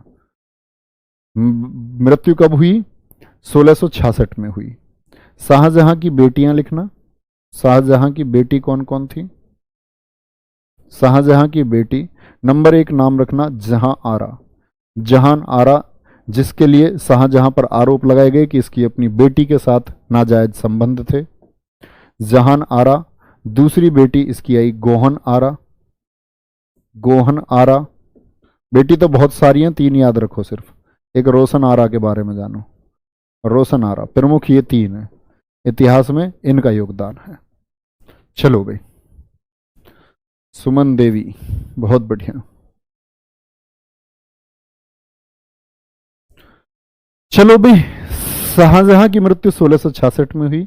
जहान आरा अंतिम समय में सेवा की, अंतिम समय में शाहजहां की सेवा की, अंतिम समय में शाहजहां की सेवा की। कहते हैं कि शाहजहां, बात सुनना ध्यान से, क्या आपको तक भ्रम पहुंचाया गया है। जो इसकी ये बच्चे इसको बोलते हैं कि शाहजहां ने अपनी बेटी की शादी नहीं होने दी जहान आरा की कभी भी। कहते हैं इसके नाजायज संबंध थे इसके साथ में, है ना, कि अपनी मां की तरह लगती थी, किसकी, मुमताज महल की तरह। तो 8 साल जब इसको यहां बंदी बना करके रखा, 8 साल इसके साथ कौन रही, जहान आरा सेवा करती रही। लेकिन ये किसने लिखा है, ये भ्रम कहां से आया, तो ये भ्रम लिखा है किसने, बर्नियर ने। जो फ्रांसिस बर्नियर था ना आपका, बर्नियर जो चिकित्सक था, शाहजहां की अंतिम समय में जो सेवा कर रहा था। लेकिन वो जो बर्नियर है, वो बर्नियर मुख्य सहयोग उसने किया है किस चीज का, वो पक्ष में था हमेशा औरंगजेब के। डॉक्टर था इसका, लेकिन वफादार किसका था, वफादार था वो औरंगजेब का। तो कहते हैं कि वो औरंगजेब के फेवर में था, इसीलिए उसने बादशाह को, या अब बोले बादशाह के बारे में कुछ भी गलत लिखा। और किसी भी लड़की के लिए सबसे आसान है कि उसके चरित्र पर उंगली उठा दो। बाकी सारे इतिहासकार इस बात से मना करते हैं। बाकी सारे के सारे इतिहासकार क्या करते हैं, इस बात से मना करते हैं। ठीक है, बहुत बढ़िया। चलो, कोई दिक्कत तो नहीं इस बात में। जहान आरा क्या बोलेंगे, अंतिम समय में शाहजहां की सेवा की। गोहन आरा कौन है, इसके जन्म के समय, इसके जन्म के समय 1633 में मुमताज की मृत्यु हुई थी। मुमताज की मृत्यु, मुमताज के पेट में दर्द हो रहा था, मुमताज दर्द से चिल्ला रही थी, बच्चे को जन्म देने वाली थी। डॉक्टर को बुलाया गया, कहते हैं कि मुमताज के पेट में अंदर से बच्चे के चीखने की आवाज आई और वो जहान आरा उसके पास बैठी हुई थी। तब उसने ये वादा किया था, जहान आरा ने, कि ये वादा किया था कि भाई जो तुम्हें अपने पिताजी का, अपने वालिद का जो साथ है वो कभी नहीं छोड़ना है। और ये 14वीं संतान थी गोहन आरा। कौन सी संतान थी, सॉरी गोहन आरा नहीं थे, क्या बोलोगे इसको, 14वीं, हाँ ठीक है, 14वीं संतान थी। प्यार करता था ये मुमताज से, 14 बच्चे कर दिए इसने। है कोई तुक है, जिंदी रहती बेचारी वो। तो जो प्रसव पीड़ा की वजह से किसकी, मुमताज की मौत हुई थी 1633 में। और उसके बाद ही क्या हुआ था, फिर ताजमहल जो ये बनवा रहा था तो बाद में ही बनाया, उसने देखा ही नहीं है ताजमहल बेचारी ने। रोशन आरा क्या है, रोशन आरा बड़ी इंपॉर्टेंट है। रोशन आरा है औरंगजेब की जासूस, औरंगजेब की जासूस। औरंगजेब की जासूस कैसे, ये दरबार में थी, खुले मिजाज की थी, एकदम खुले मिजाज की। दरबार की सारी सूचनाएं जब औरंगजेब दक्षिण में था तब से ये औरंगजेब के पास सूचनाएं भेजा करती थी, समझ रहे हैं। लेकिन इसको औरंगजेब ने ही जहर का प्याला दे दिया। क्यों, क्योंकि इसके दरबार में जो नौकर थे उनसे संबंध थे किसके, रोशन आरा के। और औरंगजेब जब एक बार ऐसे ही बाद में दरबार में था तो एक बार चला गया और एक नौकर के साथ पकड़ी गई, कौन, रोशन आरा। रोशन आरा को इसने आदेश दिया, घसीट करके दरबार में लाया गया। तो रोशन आरा कांप रही थी औरंगजेब के सामने और औरंगजेब ने इससे पूछा बड़े प्यार से, ऐसे हाथ से पर रख के, हाँ बेटा बताओ आपके साथ क्या किया जाए। तो ये कह रही है कि मतलब माफी मांगती है ये। और औरंगजेब देता है इसको एक जहर का प्याला, इसे पी लो, कोई बात नहीं, जहर का प्याला। और इतनी आसान मौत औरंगजेब ने इसे इस वजह से दी क्योंकि इसने औरंगजेब की मदद की थी। तो रोशन आरा, गोहन आरा, जहान आरा, तो ये याद रख लेना, ये सब आरा आरा किसकी बेटियां हैं, ये सारी बेटियां किसकी हैं, आपकी शाहजहां की हैं। तो इस बात को कभी मत मानना, मैं आपको बता रहा हूं तथ्य क्या है, किस वजह से आए हैं। बर्नियर, बर्नियर ने लिखी थी वो सारी बातें, क्योंकि बर्नियर एक निजी व्यक्ति था, वो ज्यादातर रहता था कक्ष में। कोई दिक्कत भैया, आगे चलें। नहीं, आज आपकी याद रख लेना ज्योग्राफी की क्लास नहीं होगी, आज हिस्ट्री की क्लास चलेगी। औरंगजेब तक खत्म करना है हम लोगों को, थोड़ी देर में कर लेंगे, ध्यान से सुनते रहो। औरंगजेब रोड का नाम बदल करके क्या कर दिया जी, औरंगजेब रोड का नाम बदलना चाहिए था, क्यों नहीं बदलना चाहिए, कौन कहता नहीं बदलना चाहिए। औरंगजेब रोड का नाम बदल करके जो महेशगिरी बीजेपी के सांसद थे उन्होंने जोर लगा करके बोला, एक ऐसे कट्टर आदमी के लिए जिसने हमारे मंदिर तोड़वाए हैं, जिसने अस्मिता को, जिसने पर्दा प्रथा जैसे, जिसने लड़कियों तक के अपहरण करवाए, ऐसे व्यक्ति के नाम पर दिल्ली की एक औरंगजेब रोड का नाम बदलवा दिया गया, नाम कर दिया गया एपीजे अब्दुल कलाम रोड। बहुत ठीक किया, कोई दिक्कत नहीं है, ऐसा नहीं। देखो सहिष्णुता की बात जो करे, अकबर शासक को हम क्यों गलत नहीं कहते, अकबर को क्यों गलत नहीं कह रहे हैं, अकबर के बारे में कोई स्टेटमेंट दिया, लेकिन औरंगजेब से ज्यादा निहायती गंदा और नालायक शासक कोई नहीं हुआ। जो कट्टरता के दम पर शासन को चलाए वो शासक थोड़ी है यार। अकबर ने भी तो 49 साल शासन किया, 49 ही इसने किया, अकबर इससे कहीं ज्यादा सफल था। अकबर का शासनकाल इससे कहीं ज्यादा सफल है। क्या उसने कहीं कोई अत्याचार या कट्टरता की? ये कौन कहता है कि कट्टरता से ही शासन किया जा सकता है? नहीं, ऐसा नहीं है ना। अकबर इससे कहीं ज्यादा सफल था हर किसी भी मायने में। तो औरंगजेब के बारे में बात सारी हमने कर ली। शाहजहां की यहाँ मृत्यु हो जाती है और इसी में बच्चे, इसी की जो तीनों बेटियां हैं, इसी में याद रख लेना। ये जो जस आपकी है ना, क्या नाम है, जहान आरा। तो जहान आरा ने ख्याल रखा था, तो इसको बाद में पादशाह बेगम की भी उपाधि दी थी औरंगजेब ने। लिख लेना, पादशाह बेगम की उपाधि, पादशाह बेगम की उपाधि औरंगजेब ने दी थी। किसने दी थी? बादशाह बेगम के नाम से किसको जाना जाता है। और दिल्ली के तख्त पर बहुत प्रभाव वाली महिला रही है। मैंने बताया था ना, शाहजहां जब डिजाइन कर रहा था शाहजहानाबाद को 1639 में, तब जो डिजाइन तैयार किया था वो किया था जहान आरा ने।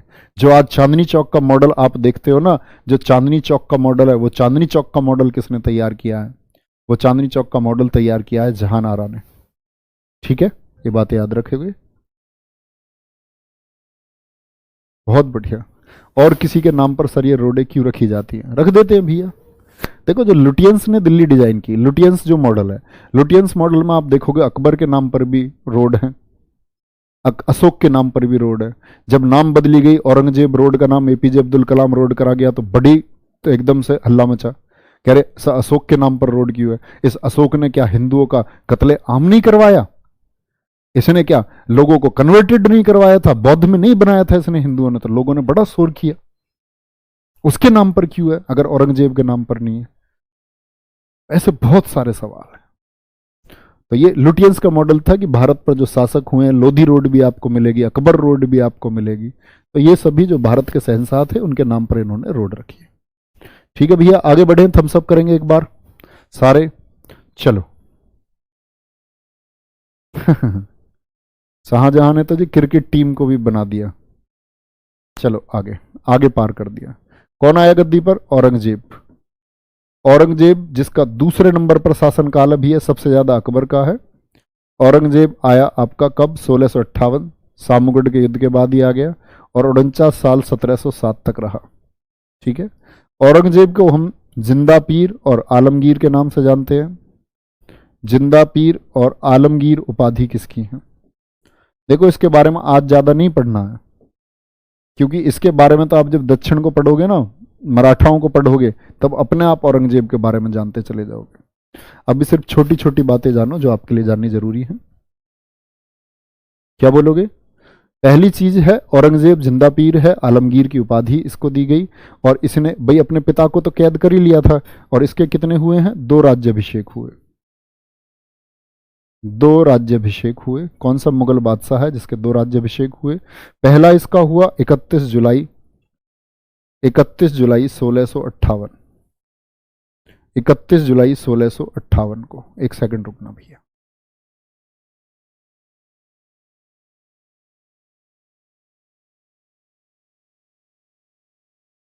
ठीक है, क्या बोलोगे? आगे आ जाओ। चल जा भैया, सिम सिम चल जा। बोलो, पहला कब हुआ इसका? 31 जुलाई 1658 को पहला राज्याभिषेक। अब सारे बताओ, पहला राज्याभिषेक कौन से युद्ध के बाद हुआ था? औरंगजेब का। तो क्या बोलोगे? पहला जब सामूगढ़ का युद्ध इसने जीता, दारा सिकोह को हराया, तो पहला राज्याभिषेक इसका 1658 में हो गया। दूसरा इसका हुआ था भैया 15 जून 1659 को। ये इसका दिल्ली में हुआ है। कहाँ हुआ है? दिल्ली में। ये कहाँ हुआ था इसका? आगरा में राज्याभिषेक हुआ था। चलो भाई, जिंदा पीर हो गया। अच्छा बच्चे, एक चीज मिस कर गया मैं किला उसमें पीछे, चलो अभी बता दूंगा। यहां देखना ध्यान से। माता का नाम क्या है इसकी का? पिता तो हो ही गया शाहजहां, माता कौन थी इसकी? मुमताज महल। मुमताज महल का बेटा है ये। ठीक है। बड़ा कट्टर शासक था। संगीत बंद, नाचना गाना, नाचना गाना बंद, सिक्कों पर कलमा पढ़ना, कोई भी किसी प्रकार का खुतबा या प्रशंसा पढ़ना, सब बंद। सिक्कों पर कलमा पढ़ना बंद। याद है ना वो खुतबा वुतबा मैंने आपको बताए थे, प्रशंसा में लिखते थे। तो ये किसने बंद करवाए? ये करवाए आपके किसने? औरंगजेब ने। एक पूछा जाता औरंगजेब से, एक तो सिजदा, पैबोस, नौरोज। नौरोज उत्सव, नौरोज उत्सव शुरू किसने कराया था बताओ एक बार? नौरोज उत्सव बंद कराया किसने? औरंगजेब ने। फटाफट से बताओ, नौरोज उत्सव को किसने शुरू करवाया था और कहाँ का त्योहार है? पारसियों का है।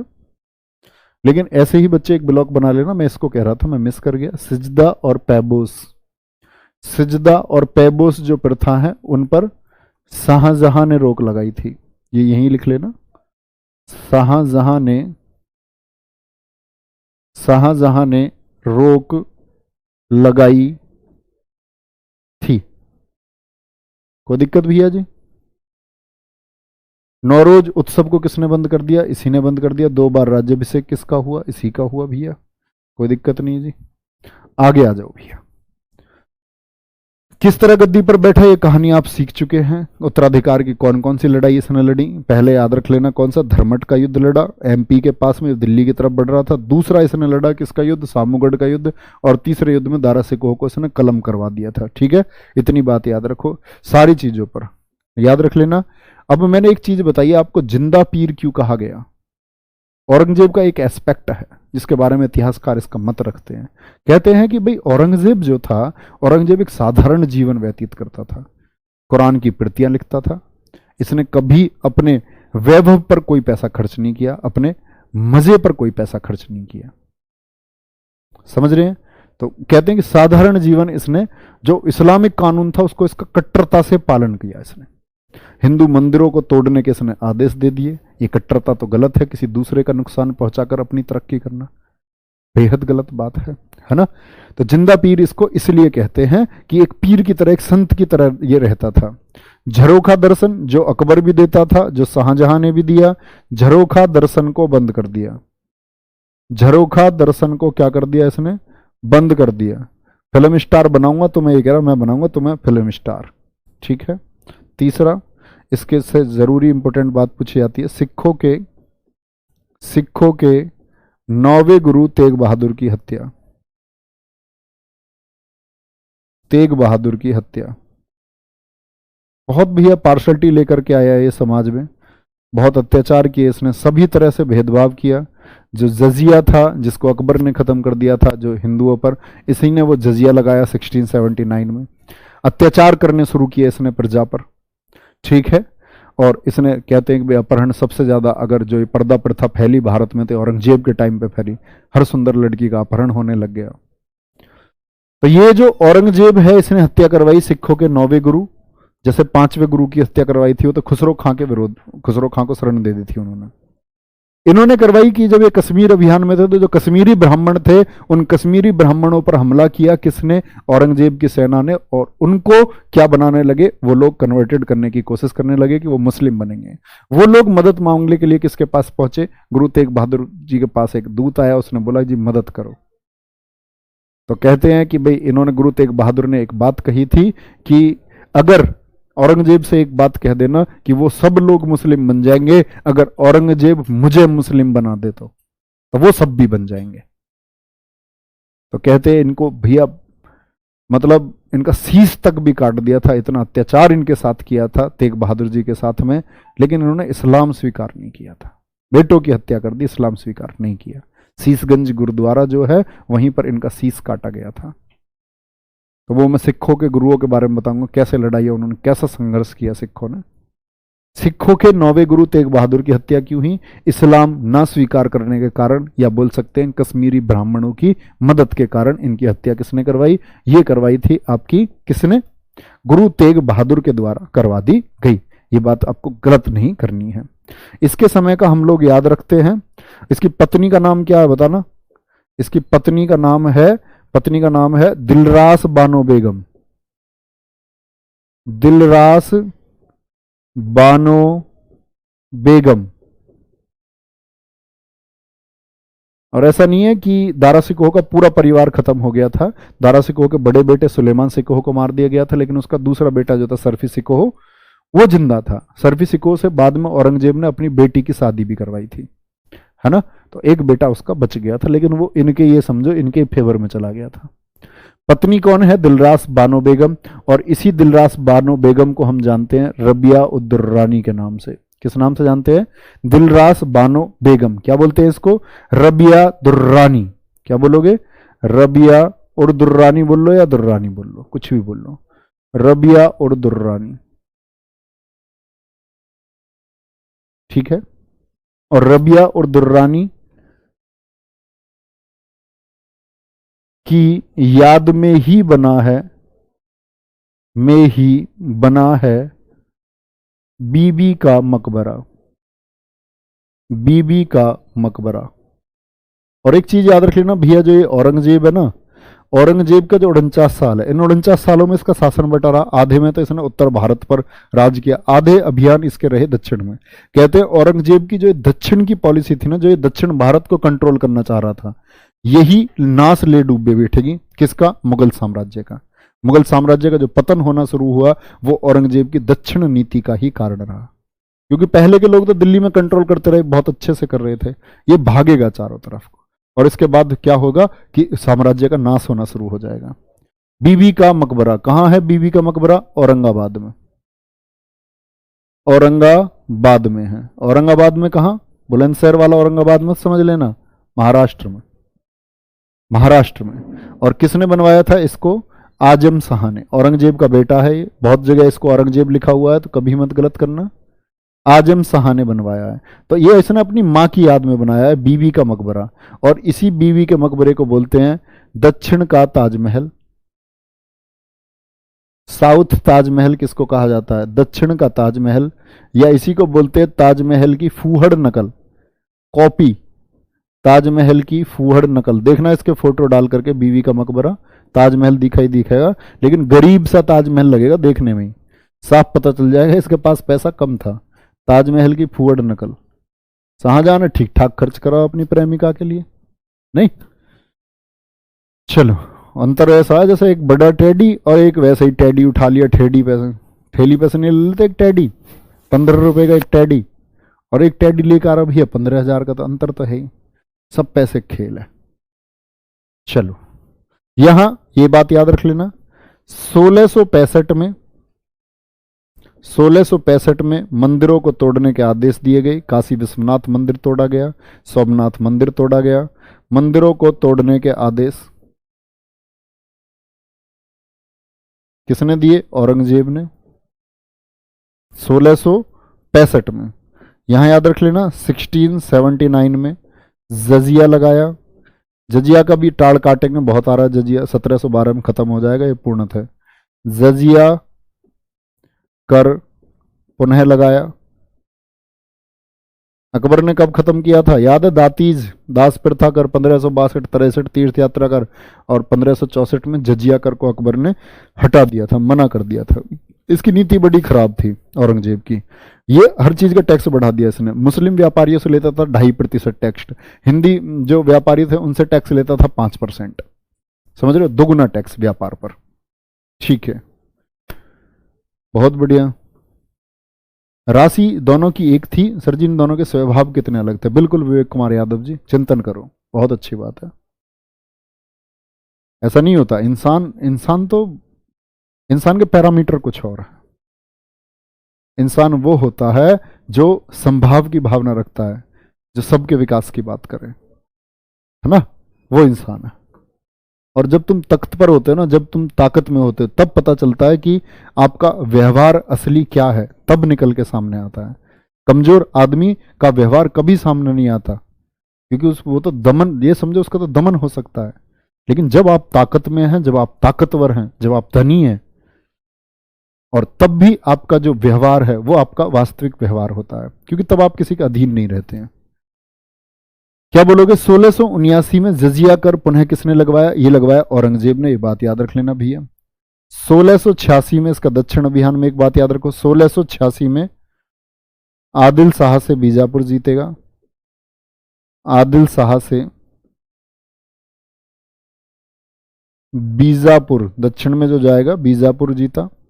बड़ा इंपॉर्टेंट है कि औरंगजेब ने पूछा गया एसएससी जीडी में इसी बार कि आदिल शाह ने बीजापुर को औरंगजेब ने कब जीता था? 1687 में। गोलकुंडा को जीता। गोलकुंडा को जीता। ये जब दक्षिण में हम महाराष्ट्र मराठा साम्राज्य पढ़ रहे होंगे ना, तब इसको हम जानेंगे, ठीक है? अब एक चीज याद रखनी है आप लोगों को। चलो, बहुत बढ़िया। मोहम्मद शाह रंगीला खत्म करेगा। बिल्कुल ठीक बात है। ज्योग्राफी क्लास नहीं होगी भैया, नहीं होगी। याद रखो, औरंगजेब के समय का जाट विद्रोह, औरंगजेब के समय, औरंगजेब को सबसे ज्यादा अगर परेशान किया किसी ने तो वो थे चौधरी साहब हमारे। औरंगजेब के समय जाट विद्रोह, और इतना परेशान किया, क्योंकि देखो परेशान क्या, जहांगीर और शाहजहां को भी फेस करने पड़े थे तो, लेकिन जो सबसे ज्यादा विद्रोह इनका किया, तो अगर मैं बात करता हूं पहले विद्रोह की, तो पहला विद्रोह इन्होंने किया था 1669 में। किसने किया था? गोकुल ने, सॉरी क्या बोलोगे, गोकुल, गोकुल ने विद्रोह किया था, ठीक है। तो और दूसरा विद्रोह हुआ जो जाट विद्रोह है 1659 के बाद में आपका, अगर मैं बात करूं 1685 में, राजा राम ने, राजा राम ने, और इसके बाद में इनके ही भतीजे हुए, और जब राजा राम की हत्या हो गई तो उसके बाद में चूड़ामन ने विद्रोह किया। तो पूछा जाता है बेटा कि चूड़ामन ने जो विद्रोह किया वो किस और मुगल शासक के समय किया गया था? बड़े प्रमुख और वीर योद्धा रहे हैं भैया, प्रमुख और वीर योद्धा रहे हैं, ठीक है। तो कहते हैं कि राजा राम तो इतना वीर था कि इसने सबसे ज्यादा मुसलमानों को जो खदेड़ा है, सबसे ज्यादा परेशान किया है, वो यही है। और अकबर की तो इन्होंने अस्थियां तक खोद के निकाल ली अंदर से कि इन्हें जलाऊंगा। अकबर की अस्थियों तक को इन्होंने खोद करके निकाल लिया था। कोई दिक्कत?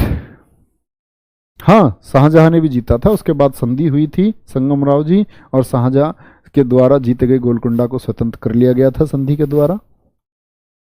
तो याद रख लेना, औरंगजेब के समय जो जाट विद्रोह हुए हैं गोकुल, तो बड़ा इंपॉर्टेंट है कि औरंगजेब के समय का जो पहला जाट विद्रोह हुआ, और ये सारे हुए कहाँ थे, क्षेत्र कौन सा था? आगरा। ये आगरा मथुरा वाला जो जाट लैंड है, इसको हम जाटों की भूमि इस वजह से कहते हैं क्योंकि ये वीर भूमि रही है। यहाँ जो भी आपके आक्रमणकारी आए हैं, मैंने पहले भी आपको बताया कि जो यहाँ आक्रमणकारी आए इनसे सीधे दिल्ली के तख्त से भिड़ने की क्षमता इनकी रही है ना। और यहाँ ये लोग इतने, गोकुल के समय में या राजकुमार के समय में, सॉरी जो गोकुल है या फिर आपके राजा राम के समय में, इतना विद्रोह मजबूत हो गया था कि इनके लड़ाकों की संख्या 20 से 30 हजार थी इनके पास में। लेकिन कहते हैं ना, आसपास की रियासतें इनका साथ देती तो ये दिल्ली को साफ कर देते, दिल्ली से मुगलों को ये हटा देते। तो हम लोगों को जुड़ना सीखना है, विदेशी शक्तियों के खिलाफ हमको एकजुट रहना चाहिए कभी भी। हमारे देश में ऐसे बहुत सारे गद्दार है, पाकिस्तान के बाद में भारत पाकिस्तान का मैच चल रहा है? पाकिस्तान पाकिस्तान चल रही है, देश का खाते हैं पाकिस्तान की गाते हैं, समझ रहे? ऐसे गोबर आदमी बहुत है देश में। तो अगर वो लोग, उन लोगों की मानसिकता बदलेगी तो फिर तो हमारा देश से महान कुछ नहीं है। लेकिन हमारा देश तब तक महान नहीं है जब तक इसमें ऐसी मानसिकता वाले लोग निवास करते हैं जो देश के बारे में गलत सोचते हैं। वो एक गलत चीज है। क्या बोलेंगे? 1687 में गोलकुंडा को इसने जीत लिया। ये औरंगजेब के अभियान है। और याद रख लेना, औरंगजेब का मकबरा कहाँ है? औरंगजेब का मकबरा कहाँ है? बच्चे छोटे छोटे फैक्ट सर्च कर लिया करो जो तुम मुझसे पूछते हो।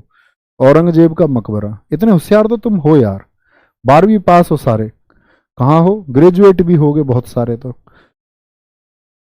औरंगाबाद, महाराष्ट्र। चलो बहुत बढ़िया। नवीन सर का पगलू रोज पूछते हो इस क्वेश्चन को, कोई अंतर नहीं है। सर जी कोहिनूर का हीरा गोलकुंडा खान से मिला था, बहुत बढ़िया। बताओ भैया, किसी को कोई डाउट हो तो अब बोलो। लगा दो नारा एक बार जबरदस्त तरीके से, भारत माता की जय। बहुत बढ़िया तरीके से बोलो। मूर्ति भंजक कहते हैं, बिल्कुल हर्षित मौर्य, मूर्ति तोड़ने वाले को बोलते हैं मूर्ति भंजक।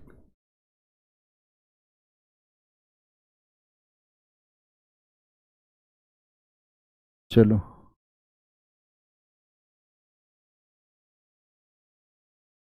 सर जी, अब तो गांव में एक नहीं है कोई। सर जी महाराणा प्रताप जी के बारे में कुछ भी नहीं बताया आपने। बेटा ऐसे ही हूँ, मैं छोड़ के चला जाता हूँ। ये ससुरे कहाँ क्लास करते हैं, पता नहीं कहाँ सोते रहते हैं।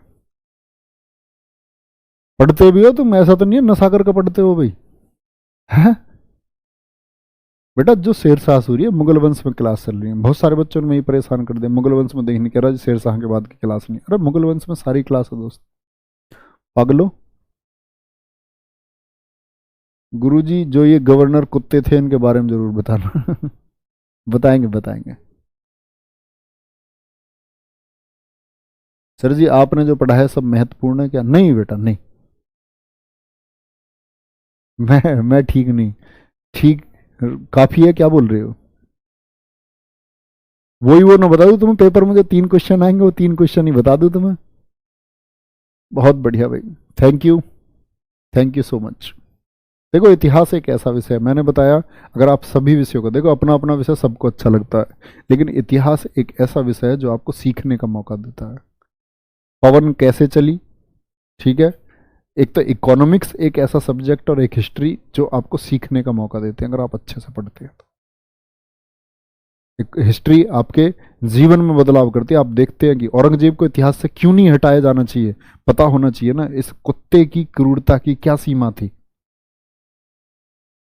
कैसी सीमाओं पर ये गया, क्या किया इसने, हिंदू मंदिरों को किसने तोड़वाया, तो पता होना चाहिए ना क्रूरता की ये सीमा है, इसको पढ़ा जाना चाहिए। चलो, इतिहासकारों ने बहुत सारे स्टेटमेंट दिए। औरंगजेब रखेल रखता था, जिसको एक तरफ इतिहासकारों ने कहते ना एक पक्ष का इतिहासकार एक पक्ष की लिखता है, किसी ने बोल दिया वो सादा जीवन व्यतीत करता था। सादा जीवन जीने वाले व्यक्ति का रखेल से क्या काम? मानोगे बात को? नहीं। चलो बहुत बढ़िया भाई, ठीक है मिलते हैं, आज के लिए इतना ही है। कल बाकी के मुगल बादशाह जो बचे हुए हैं उनको करेंगे और उसके बाद सीधे ऐसे ही आगे पढ़ते रहेंगे। आशा करूंगा बहुत मज़ा आता होगा आप लोगों को पढ़ने में, बहुत कुछ आप लोग सीख पाते होंगे। धीरे धीरे ऐसे ही पढ़ के सीखते रहेंगे भैया। ठीक है, बाय बाय, टेक केयर, जय हिंद, जय भारत।